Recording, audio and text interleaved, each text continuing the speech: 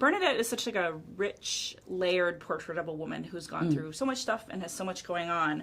What specifically drew you to this movie? I love Maria Semble's writing. You know, I read the book, I loved it, and it's an epistolary novel, so it's told through letters and emails and doctor's reports. So you get the mask of Bernadette, but you don't, you in a film, you actually see what she's doing when she's doing those emails. So I was interested in who was she behind the dark glasses. And at heart, I think, you know, she's someone who's about to lose her daughter to the big wide world, and I relate to that as a parent very much. You know, my child's 17 going on 18, and it's a big moment when you can feel them taking a very big step away from you. I have 1-year-old twins, and I'm I cannot imagine them growing up or having kids of their own. I know, and I used to get so sick of people saying, "Oh, it goes so fast."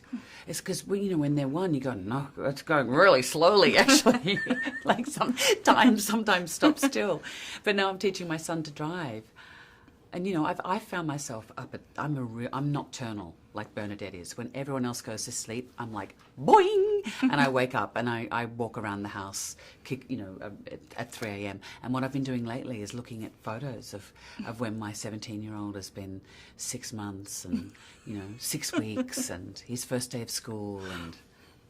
You're not standing over his bed, looking at him. Oh, I do. My kids find it really creepy, but often they look so beautiful when they're asleep. Even when, I don't do it to my 17-year-old. That would be a little inappropriate. But I do it to my 11-year-old and my 4-year-old. As I go in and I'll take photos of them sleeping, and they'll get onto my phone and they will be so freaked out because they find it really creepy, which probably is, but.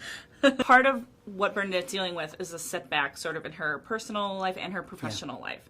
Has there ever been a time when you sort of had something you put a lot of work into and it didn't go the way you wanted, and how did you sort of deal with it? Oh my God, every time. I realise that's the reason why I keep working, is to try and repair the disaster of what I did in the previous film. It's always a disaster. I'm always catastrophizing, and it's continually. I think that's where I relate to Bernadette is that it's all or nothing. She's a perfectionist, but then she'll also go, "Oh, can't be bothered washing my hair today." What do you do sort of when you need to escape? She kind of flees. She's stuck in a corner, Yeah. They put her in a corner. Do you I need to go take a bath. I need to, go drive around. Water's really big. It's usually a bath, but when you have 4 children, it's often locking yourself in the bathroom.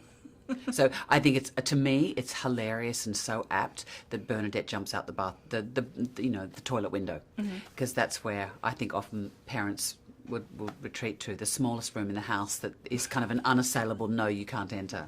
Please don't bother trying to find her. I have concocted a plan. Bernadette! She's not there.